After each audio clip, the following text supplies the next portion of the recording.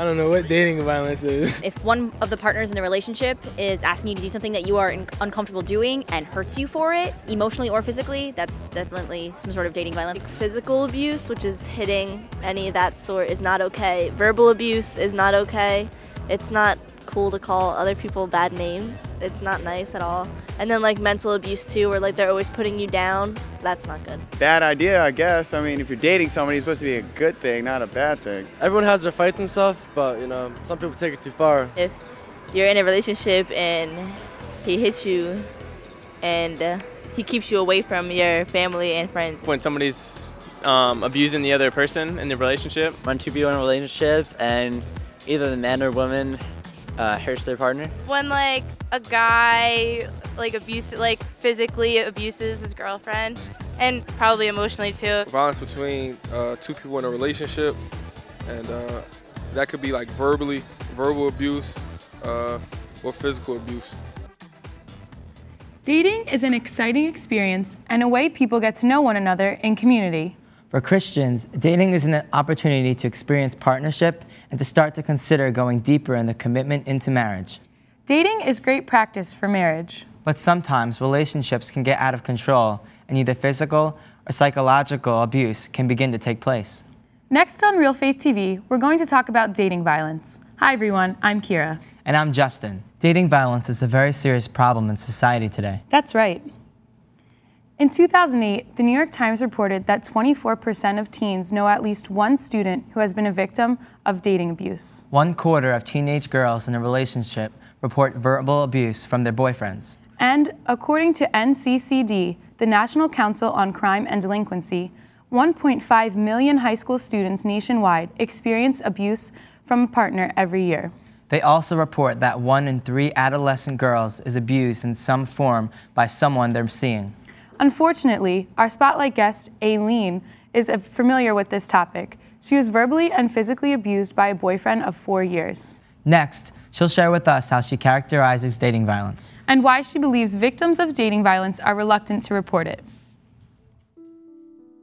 To me, dating violence is very oftenly mistaken for just physical violence. It can be anything from the way you speak to someone, the tone of voice that you can intimidate them, the way that you control them. Many times it starts with something as simple as, but I don't want you to go there, and you feel like, I love this person, so I want to do whatever it takes to make them happy, and you don't realize that you're being influenced by them because they want to control you. You want to always feel like you're being respected in your relationship. There's a lot of girls that I knew, for example, in high school, when I would hear that these friends of mine were going through certain situations, and I remember telling myself, I would never tolerate that if a guy ever lays his hand on me, and you know, it happens. I think a lot of things can be nipped in the bud from the beginning, you know, like, hey, don't talk to me like that. I didn't appreciate your tone of voice. Once they understand that what they're doing is incorrect, they'll either stop or they keep going, and then it's your decision how to act upon that. Sometimes it's just as simple as letting them know. Sometimes it's not. Men are also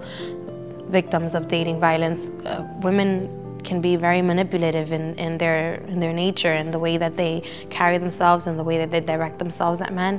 It's important that guys out there know that. Try to be open and truly take in whether or not you guys are in a good place. Why do people that are in relationships not say anything? Why do they stay silent?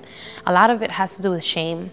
A lot of it has to do with the fact that you think they love me, so they're gonna change and it's gonna get better. It has a lot to do with you don't want the people around you that care for you to know about the situation because you don't want them against the person that you love. You want them to support your relationship, and you don't want them to tell you, don't be with him. You don't want to hear that because you're in denial about the situation yourself. There was many times where I found myself when we were having altercations, and it was like an out-of-body experience, like this is happening again, and I'm taking it again, and it would get very frustrating, and I didn't know how to handle the situation. If there's a problem, like you need to do something about it, and it's your choice, and it's your choice to get out of the relationship. So I think she has a lot of good stuff to say. Yeah, I agree. Well, let's meet our studio guests and see what they have to say about dating violence. Okay, they are Phil, Jackie, Caitlin, Chris, Sierra, Andrew, and Kendall.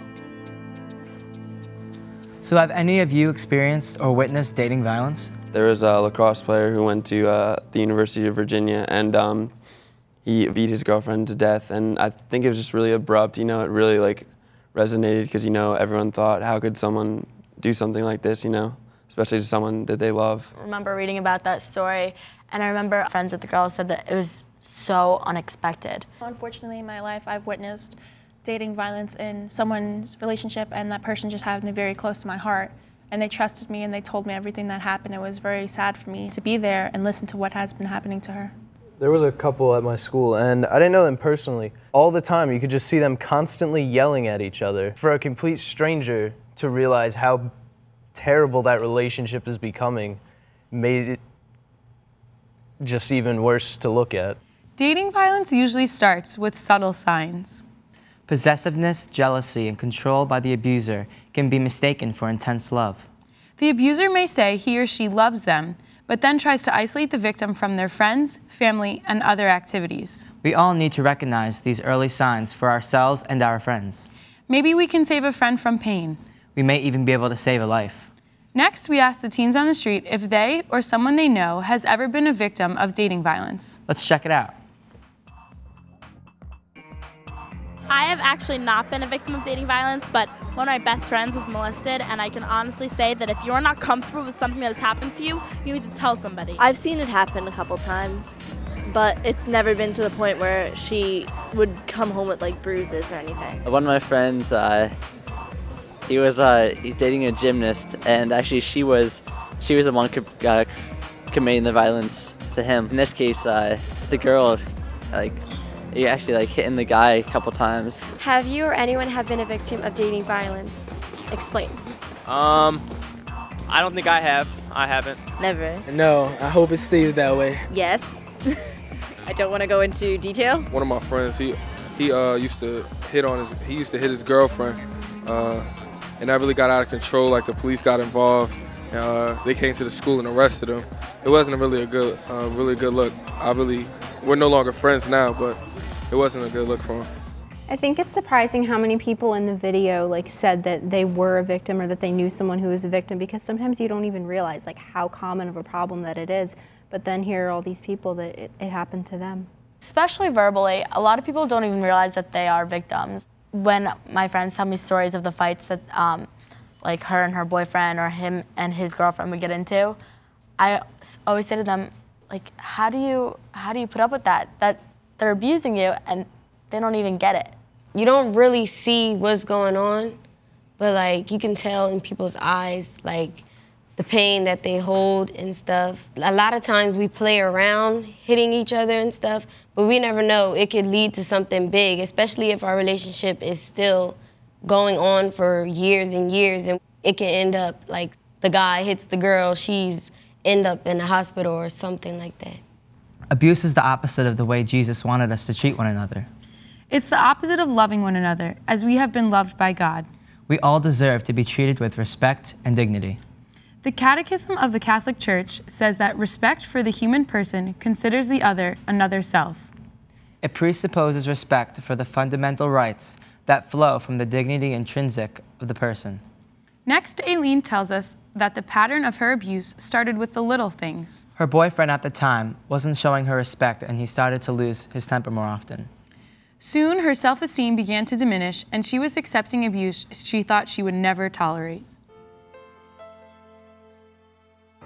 It started with little things I remember one day he brought me a juice and I didn't want it, and he slammed it, and I was like, oh my gosh. Every time I wanted to hang out with my friends, at first he was like, yeah, I'll take you and I'll pick you up.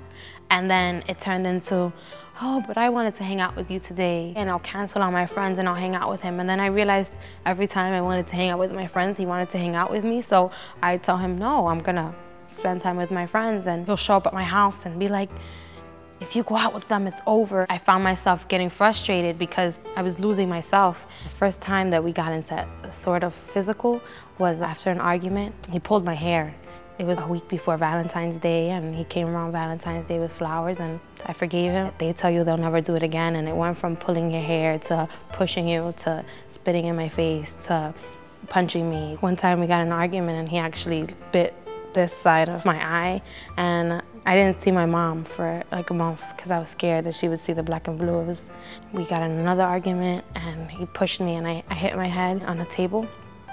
I had a headache for like a year. There were a lot of signs, and I wish I would have just paid attention more. They tell you that you're not good enough, and if you're getting hit or pushed, all these things make you feel inferior. Your self-esteem automatically goes down no matter how much you fix yourself up. On the inside, you feel battered and you feel broken. You don't realize your self-worth. I'm thankful I'm out of this situation. Definitely get closer to God and then get closer to people who are close to God, because it's not about just hitting, like, oh, he hasn't hit me, he just screams at me. When people speak to you in a degrading manner, if you're constantly told all your life you're ugly, you're worth nothing, you're gonna believe it. When you're in a relationship and a person's not respecting you with words and in actions, you need to really meditate and try to think, where's this relationship going? Is it in a good place? Is it heading somewhere positive? Is it heading somewhere negative?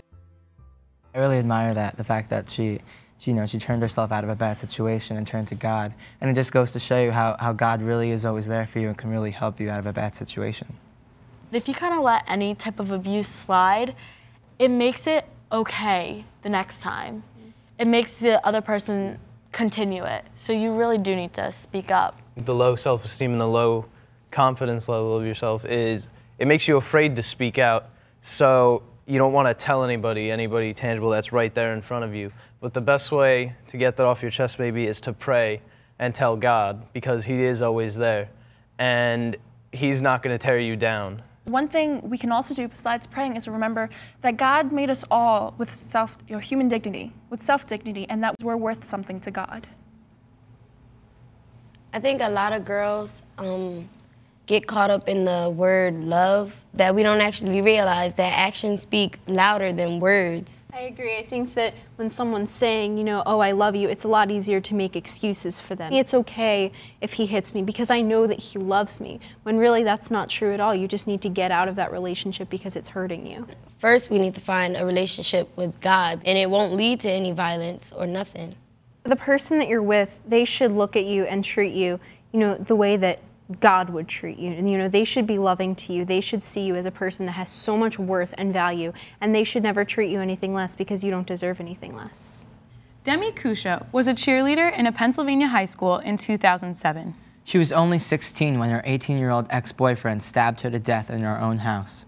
Her father, Gary Kusha, has been active for pushing for a Pennsylvania bill requiring dating violence education from grades 7 to 12. He believes his daughter might be alive today if she had been educated about dating violence. She may have gotten the help she needed before it was too late. There are many reasons victims of dating violence don't tell anyone or report their abuse. It's important to get the help you need before the violence escalates. Next, the teens on the street tell us why they think victims of dating violence are reluctant to report it.